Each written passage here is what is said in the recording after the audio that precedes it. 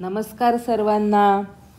आज आपण कक्षा 8वी संपूर्ण संस्कृतम एंटायर संस्कृत ज्या पुस्तकाचं नाव आहे आमोदः याचा अभ्यास आजपासून आपण करणार आहोत.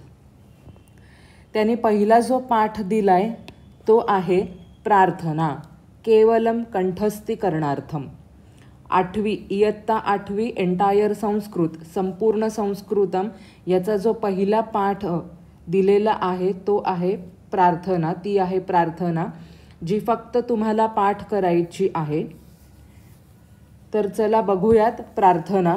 ह्या सगळ्या प्रार्थना खूप सोप्या आहेत. तुमच्या पहिल्यापासूनच ह्या पाठ नक्कीच असतील. पण काय आहे ना, आपण संस्कृतचा अभ्यास करतोय त्यामुळे आपल्याला याचे शुद्ध उच्चारण करणे अति आवश्यक आहे. त्यामुळे ह्या प्रार्थना त्याने दिल्या आहेत आणि त्यांचा एक असाही उद्देश आहे की तुम्ही यापुढे अभ्यास करताना ह्या प्रार्थना म्हणणे आवश्यक आहे. कारण की गणपती कलेची देवता आहे, सरस्वती विद्येची देवता आहे, तर गुरु आपले मार्गदर्शक असतात. तर आपण ह्या प्रार्थना ज्या त्यांनी 4 दिलेल्या आहेत त्या आपण बघूयात. पहिली आहे गणपतीची प्रार्थना. वक्रतुंड महाकाय सूर्यकोटी समप्रभ निर्विघ्नं कुरु मे देव सर्वकार्येषु सर्वदा. आता बघा, तुम्ही संस्कृत अभ्यास करताय त्यामुळे तुम्हाला त्याप्रमाणेच उकार त्यानंतर दीर्घ ह्रस्व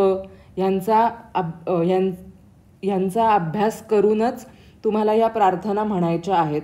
ते हळूहळू तुम्हाला कळेल जसं तुम्ही पुढे पुढे जाल. व मीही आधीच्या व्हिडिओजमध्ये माझ्या काही सांगितलेलं आहे, तर तुम्ही तेही बघू शकता. आपण फक्त प्रार्थनाच म्हणणार नाही आहोत, तर आपण त्याचे अर्थही इथे मी तुम्हाला सांगणार आहे. आता वक्रतुंड म्हणजे काय, तर हत्तीची सोंड असलेले. महाकाय म्हणजे काय, तर विशाल शरीर असलेले. सूर्यकोटी समप्रभ म्हणजे काय, तर लाखो सूर्यांच्या प्रकाशासारखे तेजस्वी असे ज्याचे रूप आहे. निर्विघ्नं कुरु मे देव म्हणजे काय, निर्विघ्नपणे देव माझे सर्व कार्य तू अडथळ्याशिवाय किंवा निर्विघ्नतेशिवाय पूर्ण कर, असा ह्या प्रार्थनेचा अर्थ आहे. आता जे तुम्ही अभ्यास करता प्रार्थना किंवा सुभाषित त्याचा अर्थही जाणून घेणार आहोत. आता आपण 8वीत आहोत म्हणून. चला आता पुढची प्रार्थना बघूयात. सरस्वती मासाठी आहे ती. नमामि शारदां देवी वीणा पुस्तकधारिणीं विद्यारंभं करिष्यामि प्रसन्ना भव सर्वदा. म्हणजे मी शारदा देवीला नमस्कार करतो. नमामि म्हणजे मी शारदा मातेला वंदन करतो, नमस्कार करतो, जिच्या हातामध्ये वीणा व पुस्तक आहे. वीणा पुस्तक तिने काय धारण केलंय, तर तिच्या हातामध्ये तुम्ही बघू शकता चित्रात सुद्धा की वीणा आहे व पुस्तक आहे. विद्या आरंभम करिष्यामी म्हणजे मी विद्येचा आरंभ करतोय, मी सुरुवात करतोय माझ्या अभ्यासाला, तर माझ्यावर प्रसन्न राहा, तुझे कृपा आशीर्वाद माझ्यावर सदैव असू देत. आता तिसरी प्रार्थना बघा तुम्ही, जी गुरूंसाठी आहे, आपल्या टीचर्ससाठी.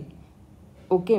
गुरुर्ब्रह्मा गुरुर्विष्णू गुरुर्देवो महेश्वरः गुरुः साक्षात परब्रह्म तस्मै श्री गुरवे नमः. म्हणजे काय, तर गुरु हे ब्रह्मासारखे आहेत, गुरु हे विष्णूसारखे आहेत. ब्रह्मा काय करतो, तर सृजनतेचं काम करतो. विष्णू पालन करता आहे. महेश्वर गुरु शंकराप्रमाणे महेश्वरप्रमाणे आहेत, जो प्रलयकारी आहे. गुरु साक्षात परब्रह्म गुरु हे साक्षात परब्रह्म आहेत. त्या गुरूंना मी वंदन करतो, त्या गुरूंना मी नमस्कार करतो. आता बघा, चौथं जे आहे तुम्हाला प्रार्थना, ती एका सुभाषितप्रमाणे आपण बोलू शकतो. ते सुभाषित आहे. संस्कृतं ये प्रशंसन्ति संस्कृतिं स्वदेशं ये च शंसन्ति धन्यं जीवन्ति ते नराः. आता जे संस्कृतम ये प्रशंसन्ति म्हणजे जे संस्कृतची प्रशंसा करतात. संस्कृत देववाणी आहे, तिला गिर्वाण भाषा म्हणतात. फार पूर्वीपासनं संस्कृत आहे, किंवा आपण असंही म्हणू शकतो की संस्कृत जननी आहे सगळ्या भाषांची. तिच्यापासूनच भरपूर भाषा निर्माण झाल्या आहेत. तर जे संस्कृत या भाषेची प्रशंसा करतात, जे संस्कृतीची प्रशंसा करतात, ये प्रशंसन्ति संस्कृतीम, संस्कृती जी आपली आहे तिची प्रशंसा करतात. स्वदेशम ये च शंसन्ति, जे स्वदेश म्हणजे आपला स्वतःचा देश, आपला भारत प्रांत किंवा जे ज्या प्रांतात राहत असतील त्यांच्यासाठी तो प्रांत.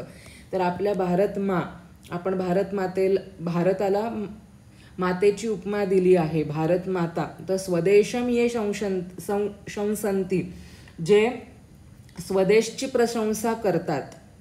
धन्यम जीवंती ते नराहा, नराहा म्हणजे मनुष्य. तर असे नर यांचं जीवन धन्य आहे. तर खूप छान आपल्याला ह्या चारही प्रार्थना दिल्या आहेत.